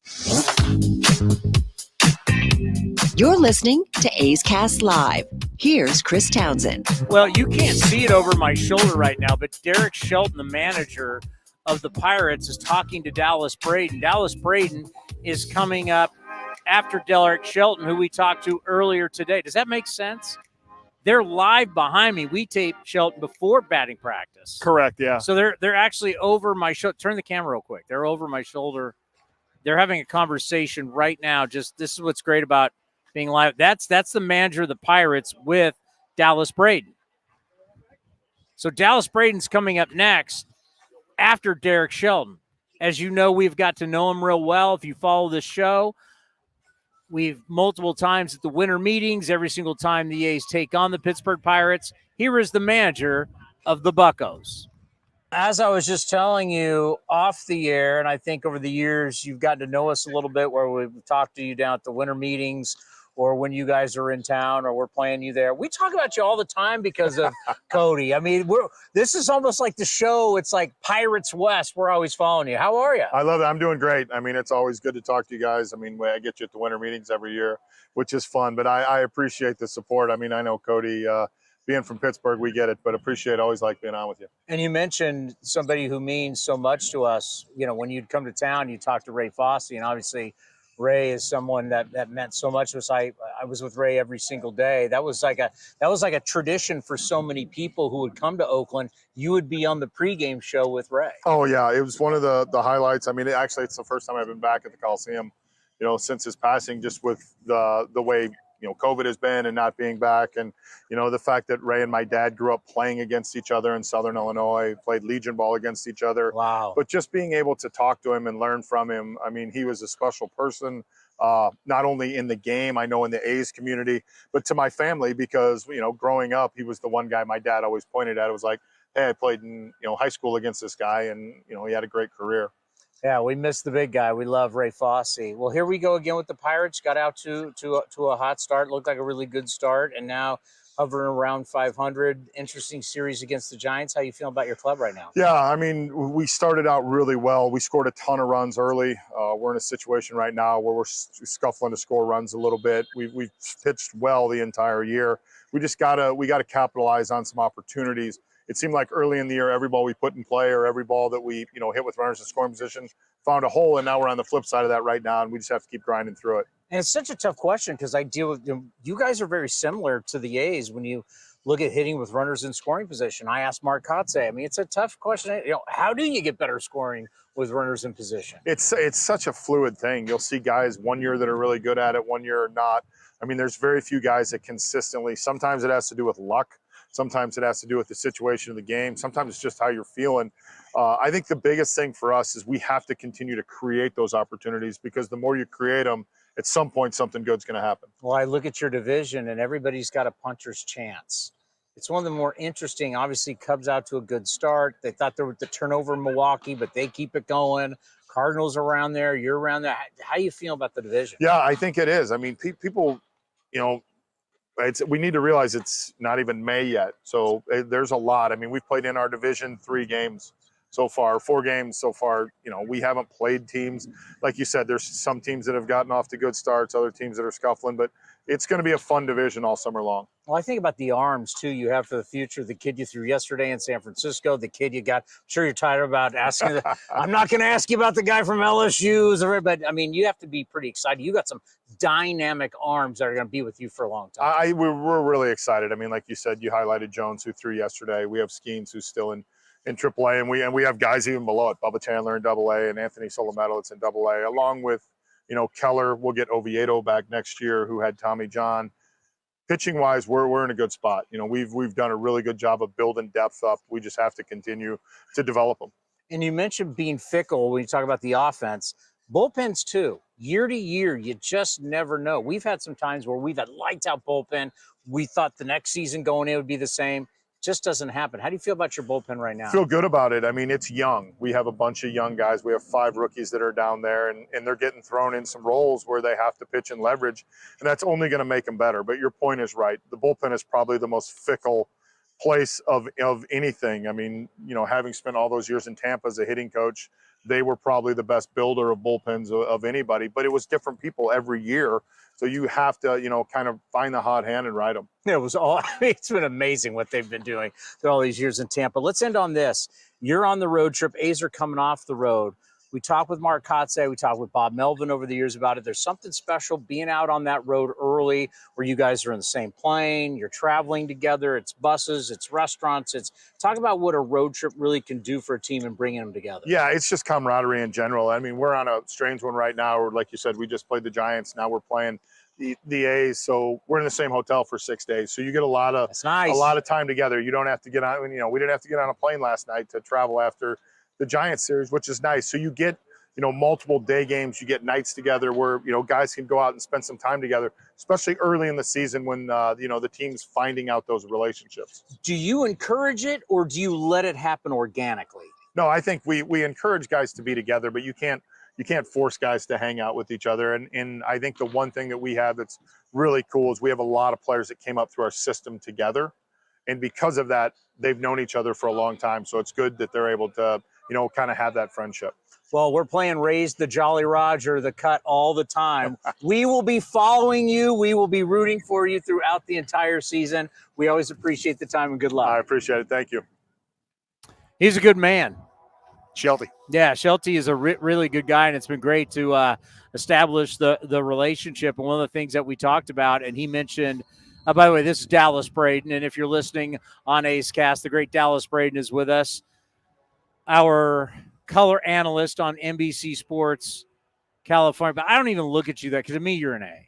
I'm an A. Yeah, you're an A. I'm an A. It just so happens that our games are on NBC, but that's how it all shakes out. Yeah, you are an Oakland Athletic. But he said, and I think for a lot of people, that one of the things that they loved when they came to Oakland was they saw Ray Fosse. They would go on our pregame show with Ray Fosse. And as he said, this is the first time he's been to the Coliseum, and Ray's not here. Yeah, I know. And it's because that story gets shared with me as well. And I know I am not Fosse, and I know how much it meant to other members of other teams being able to come in and just kind of rap with him.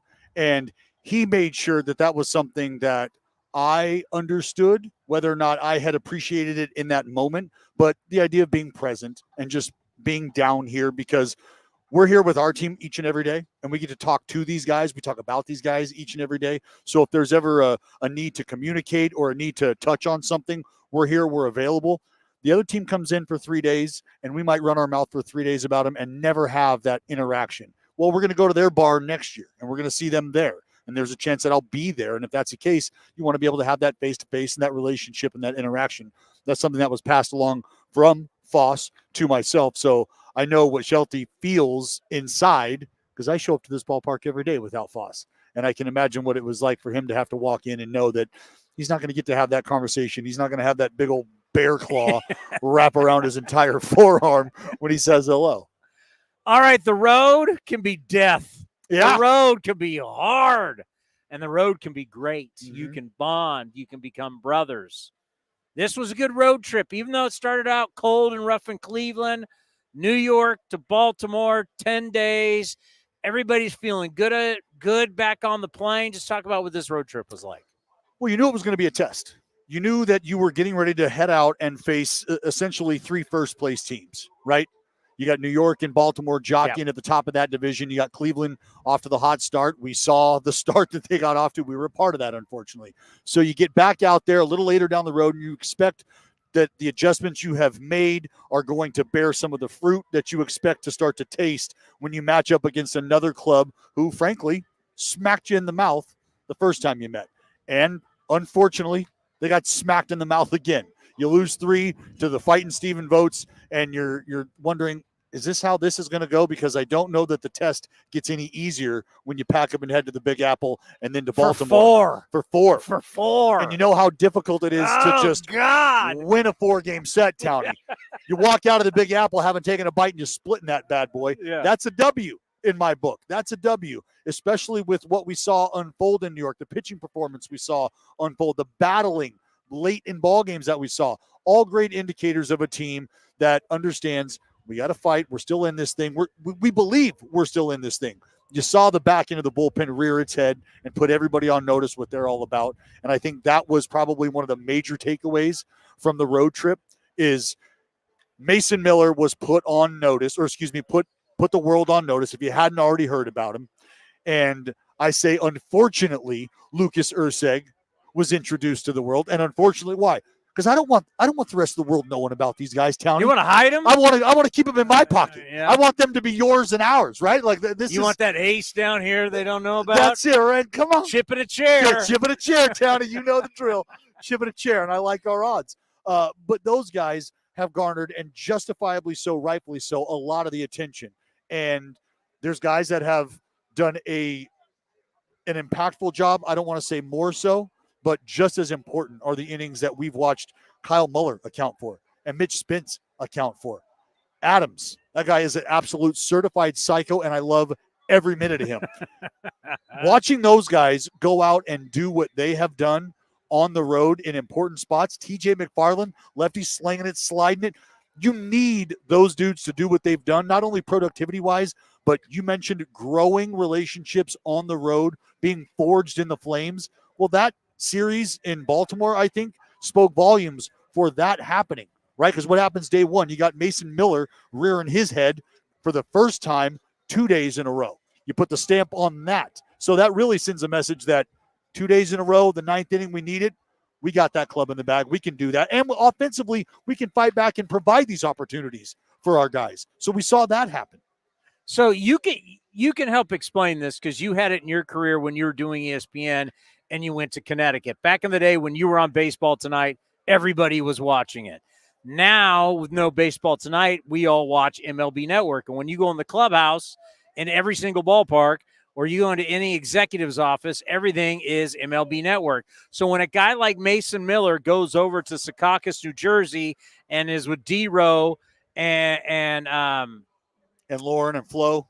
Yeah, but who else was that? Cliff Floyd was there. MLB Central show. So he's on that show, but then they cut it up, and then I watched it throughout the day, and they even had stuff on Quick Pitch. So everybody will get to see it. Just talk about when you stepped, like when you did that for Baseball Tonight, or he's now, last year was Brent Rooker, when you get on that stage, not only is it playing for the Yankees, but it's going over to MLB Network, and now everybody in baseball is seeing it. Well, that's it. And because you're doing something that is catching everybody's attention, and it's not his stuff. That's part of it. It's the fashion in which he's disposing of some of the game's elite. And that is why I think people are paying attention, because it's not just 102, 104 by some guys embarrassing some moderate to above average players. These are Hall of Fame trajectory hitters that he is absolutely undressing, Towny. He has them walking back to the bat rack questioning why they chose to try to hit baseballs for a living. If that's what I'm going to have to face at the end of this thing, maybe I'll be the bat boy. I don't want the responsibility. But when you get to that stage, Big Apple, MLB Network, there's not going to be a stone left unturned to figure out who you are, where you came from, what is the kryptonite, how do we solve the equation that is Mason Miller? How do we understand the equation that is Mason Miller? So it's a great moment, I think, in a young player's career. And if anybody can handle the hoopla that comes along with that, it's a dude that's as cool and calm and collected as Mason is. You've got to know him. He's a cerebral individual. He understands what's happening out there and why it's unfolding the way it is. But he doesn't let any of that, I think, get to him, or doesn't allow that to have him put his cart before the horse. He's a day-to-day kind of dude. And I think having the opportunity to go there and experience that lets him know, hey, I'm on the right path. I'm doing the right things. But I think collectively, as the team is concerned, you enjoy moments like that for your teammate, because that means a lot. That means we're all kind of heading in the right direction, because he's going to shine because we've put him as a team in a position to nail down an important ninth inning. You're talking about radio station numbers he's putting up, 103.7, 102.5. It's stupid. It's breathtaking. It is. It's like I'm trying to find a neurologist who can come on and talk about how does this work? How does the brain has to recognize, because, stop talking about 60 feet, 6 inches. Less than 100th of a second. He's 6'5" by the time he releases it 52, 51 feet away. Your brain has 0.0000 to figure out what is it? Do I swing at it? Telling your brain has to tell your body, like, I want a neurologist to talk us through how tough this is to hit something like this. Well, you're forgetting a layer to that decision-making process when it comes to facing a guy like Mason Miller, and that's, do I swing at this so it doesn't hit me? Do I get out of the way so I can save my own life? Fear factor? Those are decisions they're making. I go back to the Marcus Semien and Kyle Seager or Corey Seager at bats in Texas a couple weeks ago. It was the most abusive 2 at bats I've seen in the big leagues in a long, long time. Marcus Semien's hunting the fastball. Guess what he didn't get? One of those. Instead, he chewed on 3 sliders in which he had absolutely zero chance to get to. And what did Corey Seager do? Flailed at a fastball that he thought was going to end up going through his trachea, and that was only to try to preserve his livelihood. Otherwise, he probably would have taken it. If he could have seen it, he heard 103 coming, Towny. That's what these guys are trying to do. That's what they're battling up there. And he's got the mechanics and the control from his starting days, because we've seen relievers throw real hard. They don't necessarily know where it's going. He's got the pinpoint. We got to call up Joe Rogan and get Fear Factor, the show back. It's simple movements. You've got to hit this man. It's simple movements. It's repeatable movements. He's got a short, quick arm path. It is on you. I mean, as a hitter, you see the arm swing start to occur, and then by the time you think you've cued your timing mechanism, whatever your cue is, the ball's already out of his hand and it's on you. You simply don't have time. And I almost felt bad for 2 seconds watching Aaron Judge get dominated, because he's just a tick off as it is. So to get force-fed fastballs from Mason Miller, I mean, you're sending a lamb to slaughter. And it was, like I said, I almost. All right, this game, I don't know why, it's just not designed for really tall people. Just not. You're 6'10", saw Randy Johnson struggle. I mean, Chris Young, now the GM, basketball player from Princeton, at times tall people, hitters, Richie Sexton, all of a sudden long arms. Aaron Judge is the biggest human we've ever seen play. There's something about being really tall, really big. This game can be a struggle. Joe Boyle at times looks dominant, other times struggled. You have the ability to be a coach. I think someday you are going to coach at the major league level. How do we help him out? How do we get the control down? You're trying to simplify, whether it's simplify movements or simplify the thought process, or probably a combination of the two. You want to get to a place of repeatability, a place of comfortable repeatability. And what does that mean, right? And that means being able to freely execute movements that allow you to freely execute pitches at home plate. So if that means, like I said, shortening some things up. I mean, we've watched guys in the past. We see it all throughout the league. A guy we can readily go to, Chris Bassett, the adjustments he would make out there, where it's, I feel out of the windup, things aren't clicking, I will shut it down and immediately go to the stretch. And did it all the time, back and forth, yeah. And so what's he doing there? He's simplifying the movements, right? You're almost taking yourself out of the equation because you've identified that you're not synced up. You're struggling to do so for whatever reason, and now you've made your adjustment. And that's all part of the growth and maturity process at this level, Towny, is you want to, by the time you get here, have enough knowledge and understanding of who you are, what makes you who you are, and what makes you good, so that when those things start to get off track, you can readjust yourself. You're your own best pitching coach in the moment, right? Because there's only so much Dan Hubbs and Scott Emerson can do. They can't go out there and throw it for you. They can't go and call timeout and tell the hitter not to swing and let's get one in. How did that feel? Okay, now here we go. Ready, break, game on. Doesn't work that way. So I think for him, it's just getting to a place of comfort where he's able to take stock of where he's at. He's able to take stock of what's working and what's not, make the necessary adjustments, and have the confidence that those adjustments are the correct adjustments, and he'll be able to continue his outing. He does have one thing that's interesting to me, and as I was calling a game in spring training, where he threw 2 balls over the umpire's head and then came and painted sliders, hit the bull, hit the bull. And I'm like looking around, does anybody see what I see? And then all of a sudden he went back with it was 4 or 5 straight sliders. Sure. It was that night we had the owner's party. I remember telling Emo because he was asking me how do you go. I go, well, I haven't seen that often where you've lost it, but then you come back with break. So there is some confidence. He can come back. He can lose it with his release point with one pitch and come back with another. And that's the understanding of who he is, right? So for me, myself, if I was sailing a fastball or I was working underneath a pitch, I knew I got to get to the changeup because I knew that my mental process was going to get me back online because of my priorities when it comes to throwing that pitch. There were certain things that I just told myself that had to happen. I got to get on top of the baseball. I have to maintain my fastball arm speed, fastball hand speed, and I'll get back on track. So the pitch to get me back on track, my hand speed pitch was the changeup. So should things start to sail, like I said, things not work out, I go to that, and that gets me back online. The aptitude of him to understand that is what he has to do. That is his adjustment to make. Fastball is not working. Fastball is moving around on me. I know what I need to do to get back to my release point. I know what I need to do to hammer that down, and it's throw the slider. That will get me back on track. So those are small little windows into the growth and the maturation process. That's it. You're out of here. A's great. Dallas Brady's got to go call a game. I told you be quick. Go get dinner. Let's go. You're on in an hour and 10 minutes. See you there. NBC Sports California. Thank you, Dallas. Are we close to doing this on a regular basis? We're very close. We're very close. We're very close. I can't reveal it, but soon we're going to have this guy more on a regular basis to where we'll be able to break down really everything in the game. It'll be like the world according to Dallas. Well, we're going to get some fan interaction. We're going to get some fan feedback, and they're going to have questions for us. They're going to have topics that they want us to hit on, and that's exactly what we've got in store. More to come. Boom. Go eat. Let's go. The great Dallas Braden. Oh, what do you want to do, Cody? Oh, we still got about 10 minutes. All right, you're out of here. You're good. Thanks, Dallas. That's Dallas Braden, everybody.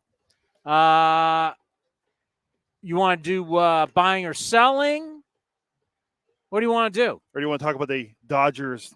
Oh, Snakes? Yeah. I think this is really interesting. So, going into tonight, LA has a 3.5 game lead on San Francisco, 4.5 on the Snakes and the Friars. The series that we all need to remember is last year in the NLCS, no, it was DS. NLDS, where I'm trying to get to my page here, where, let's face it, basically the Dodgers have kicked the crap out of Arizona for years. And if you've looked at where Arizona has been in certain seasons, if you would take their record out against LA, their record would be far better. But you can't. Kind of like with the A's this year in Cleveland. If you took that record out, look where the A's record is without Cleveland. Well, it's even bigger when you think about the last few years for our man Torey Lovello and the Arizona Diamondbacks. They've literally, they're losing the season series like 16-3. It's kind of like what we used to do to the Astros, just hammering them, right? You're playing 19 games, you beat them 16 times, or you beat them 15 times. And Arizona just couldn't stand up until how many highlights do we have? We have 5 of them. Michael, go ahead and play the first one. No particular order. A 1-0 and a high fly ball, deep right field. No doubt about this. 2-0 Diamondbacks. Home run Marte. Third of the postseason. 2-0 Diamondbacks. Actually, for this, we're right for this time. Just play me the last out. The last out. I don't have NLD. You didn't get the. You told me to get home runs. And the last out. Oh, I didn't see the last out part. The last out. Oh, don't have that. Which I just have home runs. Well, we don't have context to them though. Well, they hit 9 home runs in that series. And yes. The Dodgers only scored 6 runs in the 3-game sweep. So the Dodgers and the D-backs meet for the first time since Arizona stunned LA last October in a 3-game sweep where the D-backs hit more homers in 3 games than the Dodgers scored runs. What's 9-6, right? 9-6. This and what ended up happening is after it was all said and done and Arizona unfortunately loses in the World Series, we were pulling for the D-backs. So I can say unfortunately. I was not pulling for that hack Bruce Bochy. Boch. Oh, he's a horse. All that crap. No, obviously all the respect in the world for Bruce Bochy. But in spring training, we were down in Arizona. I was reading some stuff in the Arizona Republic where it's like, these guys got bravado now, right? They feel they slayed the dragon. Oh, boy. And who did that the year before? Bob Melvin and the Padres? Remember when Bob Melvin and the Padres took down the Dodgers and Jesse Agler, their play-by-play guy, came on A's Cast Live last year for the preview and said, Dodgers-Padres rivalry. And I'm like, you sure they've slayed the dragon? Oh, that's not even a thing anymore after that big win. How'd that work out for the Padres? Not great, and it's still not great for the Padres if we don't look at right now. What are they, 3 games under, 14-17? Not great for the Padres. So here you have Arizona, who, yes, they beat the Dodgers. They swept them. They hit more home runs than they scored runs. And then the offseason, like the Padres, they're now talking a big game. Well, here you go. Here you go. The LA Dodgers, 18-12, in first place against the Diamondbacks, who are 13-16. The Dodgers enter the third leg. They've been in D.C., Toronto, so you're getting them at the end of a road trip. You've got everything going your way. What are you going to do about it? You're 13-16, Torey Lovello. You won 84 games last year to squeak in as you're swept on the last 3 days. Houston Astros swept you in Arizona. You still got in. Historic run. But now this is the time to show, because this is what San Diego did. They talked a big game, and then the Dodgers came and knocked them out early, and it was, are you going to be able to stand? Are you going to back up your talk from before the season? We're going to see right here tonight starting at 6:40. It's you're right, it's a big series for them. And Jordan Montgomery's pitching tomorrow, so that'll be his third start. And he didn't have a spring training, and he's still pitching, although Blake Snell's not for the Giants. That's a different story for a different day.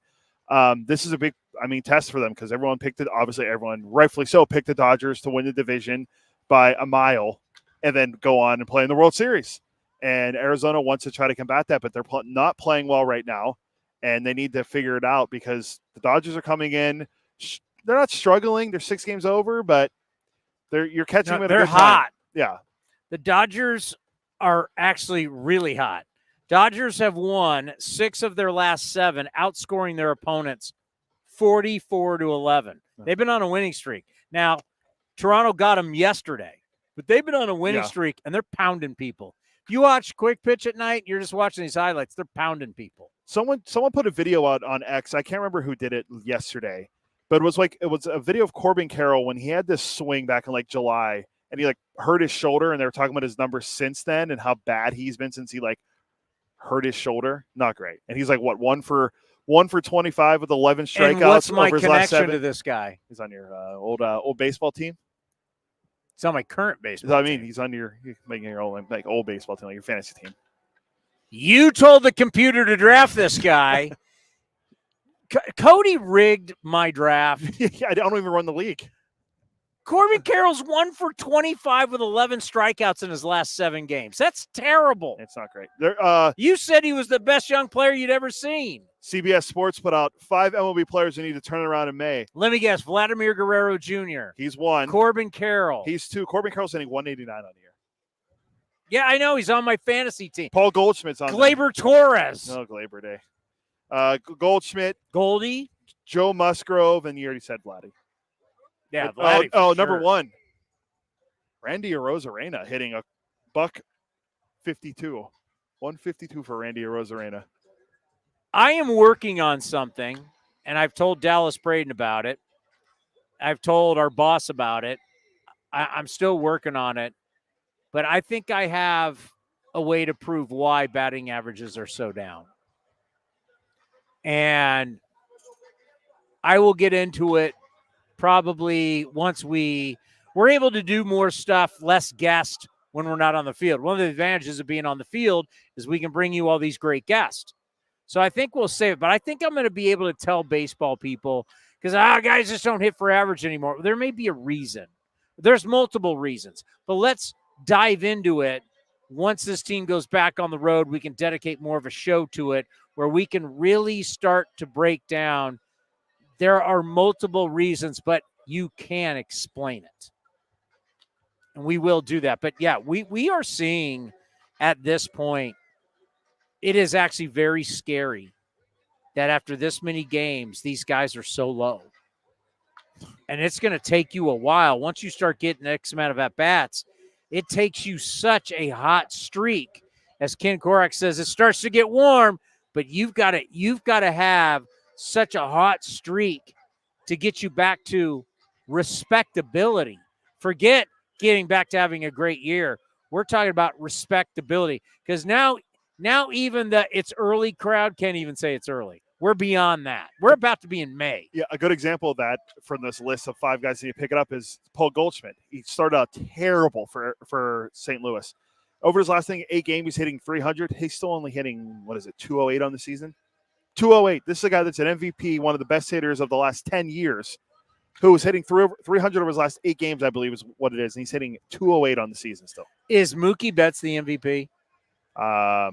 God, the numbers he's putting up so far this year, I would say yes. Mookie Betts, extra base hit in 5 straight games.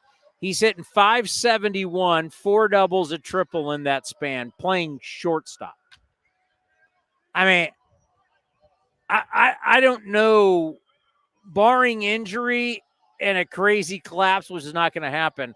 I mean, you can pretty much give him the award now, because they're not going to collapse. They're going to win this division like they always do. Unless something can happen with Arizona or someone, they win the division. He has incredible numbers. He wins the MVP. And they're going to get pitching back. They're going to get Kershaw back at some point. They're going to get Ginger Guard back. They're going to get Walker Buehler back. Walker Buehler is going to be the first one back, right? He's been thrown. Yeah. So they're going to get a lot of their starting pitching back that they don't now, have right now. Just because they're getting back doesn't mean anything. Let me. In baseball chalk terms, we could be like, oh, these guys are coming back. But let's be realist. When they come back, they're not giving you a whole heck of a lot. Walker Buehler is going to come back and give you 4. Yeah. Oh, the other Kershaw's going to get that. So Bobby Miller, too, is the other guy I was thinking about. But before they're coming back and giving you legit starts, it's going to be a while. They will baby them. So, yeah, they'll come back, but they're not going to – there's going to be a lot of stress on the bullpen. Oh, yeah, and they have a good – I mean, Evan Phillips has been lights out for the last couple of years in the back end of their bullpen, but they gotta figure these things. I'm with you. They're going to win that division easily, and I don't like giving a division championship already in the end of April, but I think it's safe to say the Dodgers are going to win that division. What time are we out? Within the next minute or two. Just for your A's, speaking of numbers, since April 3rd, starters have a 4.40 ERA, 21st, okay, but the bullpen – a 2.48 ERA, second in baseball. For the entire month of April, it's 2.33. They have the best ERA in baseball for the month of April. I mean, you're talking about this bullpen's been locked down. Locked down. There's 3 guys in the bullpen that have an ERA under 2. I believe it's Austin Adams, Mason Miller, obviously, and Lucas Ursig all have ERAs under 2. Are we having fun yet? Yeah, I'm starting to have some fun. This is great. Prove people wrong. Have a chip on your shoulder. It's a good homestand. It's us against the world. At this point, it's us against the world. It's a good homestand to collect wins, hunt wins, as you say on postgame. Did I say that? Yeah, hunt wins. I haven't had my coffee yet. Yeah. Hunting wins. I'm a different guy in the postgame. Because the Marlins are in next, and they stink. Things aren't great in old Miami. Old Skip. I think how's Skip doing in South Beach? I'm going to text our good friend Cappy and see if he's coming on the trip. I wouldn't mind talking to Gabe Kapler, my old friend Gabe Kapler. I'll see what I'm going to text him. I forgot I had his information. I'll find out if he's going to be here, because all the guys we would want to talk to are on the injured list. Luzardo, Puck. Oh, poor Jesus Luzardo. God, I hope that's not Tommy John surgery for a second time. Yeah, he's still so young. But then again, now it's all different, right? Would it be the bracket or the brace? I keep calling it the bracket. The brace. Well, college basketball. The brace. I'll tell you, we saw Ken Waldachuk out here throwing today, who had the brace. What did he? There's a time on him, like maybe end of May, early June for Waldachuk. Luis Medina will come back from his knee. The A's are going to have Obviously, they'll start with Fran Reardon, leader of men down in AAA. But Vegas is playing better lately. Give Fran some credit. What? You almost sound shocked. I didn't. There's people that counting him out. They said Fran's done. I'll fight them.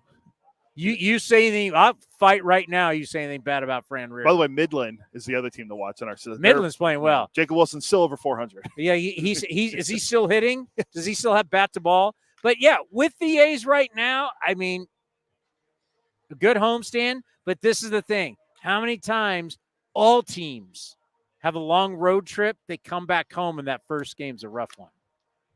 You've seen that a lot. I know gamblers like to bet against the teams in all sports, especially the NBA. When a team comes up a long, I used to do a talk show and had gambling guys on. That's how I know. I don't bet these, but they like to bet those games. So show up tonight. Joe Boyle's going up against a team that walks the second most. He's got to throw strikes, but get off to it. I mean, you win tonight after taking 2 or 3 and splitting. I mean, the momentum is just starting to build. And the confidence starts to build. And yes, believe it, us against the world. That's what you got to, that's the mentality you have to have. It's Cody and the A's against the world. I proved to Johnny that I'm rooting for green and gold all year long. You stood up to Johnny. Johnny's a bully. He's like, these play-by-play guys are bullies. Yeah. Then he tries to come over and, I can get you a guy. Bro. I can get you a guy from the Pirates on. Oh, bro. Johnny already had the guy from the Pirates, and I have other connections there. Thanks, though, Johnny. Yeah, he's kissing up. The Cage Whisperer, Johnny Doskow. Yeah, these play-by-play guys better stop watching bullying us. Yeah. They better watch it. Korach and I think we mended the fences there. Well, you can't be mad at Korach because if you're mad at Korach, he can get you fired. Yeah, I mean, he's Ken Korach. He is a Radio Hall of Famer. Yeah, he's on the Ford C. Frick Award list. Like Korach calls Cavill, Cavill calls DA, DA calls you, and you're gone. Yeah. So you can't love you, Ken. Yeah, it's whatever Ken says goes. Yeah, I see him right now. Can he see us? No. We'll wave to Ken. Yeah, you can't mess. Vince, you can mess with Vince. Johnny, you kick Johnny in the teeth. Yeah. Sorry. Korach, that's a career ender. Yeah, right. Sure. Are we out of here? Yeah. What do we got tomorrow? We're gonna excite me. We're gonna have emo. Doctor paging. Towny. Doctor, we got to get a cut of that. Yeah, hoping to have we'll have emo. I already conferred with him. Hoping to have Mason Miller. I was talking to our PR staff about Mason Miller. Him or Tyler Nevin. Those are the two. I mean, we haven't had Tyler Nevin. Tyler Nevin swinging a hot bat. All he does is hit. He does is hit. He wakes up, falls out of bed, and gets 2 hits. Is that a he's baseball like, cliche for you? He's like Edgar Martinez. He's Paul Molitor. He's like, hey, he's hitting. You hit, you play. We might have there's another Pirates guest we could have is it John Baker? Either John Baker or Greg Brown, the voice of the Pirates, who's also John Baker be interesting because we can start getting into the minor league guys, especially some guy they drafted first pick, has the girlfriend who's the gymnast, who's a social media star. Yeah. I can't remember his name. He's pitching tomorrow, I'm pretty sure. I promised Shelton I wouldn't ask about Paul Skeens. I didn't. He brought Skeens up. Yes. I didn't bring him up. He's pitching tomorrow night in AAA, so we can monitor that. Well, he's got check boxes. Yeah. What box is that? Teach me what box. Go 5 innings because they won't let him pitch deep. That's his next box, 5 innings. All right. That's everything. All right. Thank you for watching A's Cast Live. It's a pleasure to be back at the Coliseum. It's great to be here. Wonderful weather. And I'm excited. I'm excited for A's baseball. How are you not excited right now? This is fun. Let's get it going. Coming up next, A's Total Access right here on A's Cast and the A's Radio Network.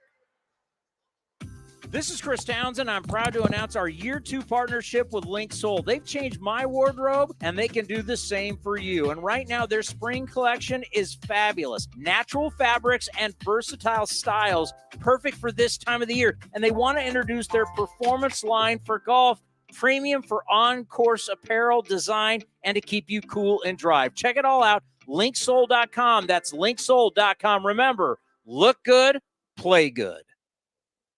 Whether it's a midweek trip to the ballpark to catch a game or a weekend of baseball for the family, grab your tickets for an A's game this season. Secure your seats today for all the biggest matchups, fireworks, drone shows, giveaways, and more. Don't miss out on all the things happening this season. Throws and set. It's a drive into center. It's deep, and Straw is back at the track. He will turn and watch it fly. So grab yours now at athletics.com/tickets. That's athletics.com/tickets. This has been a presentation of the Oakland Athletics.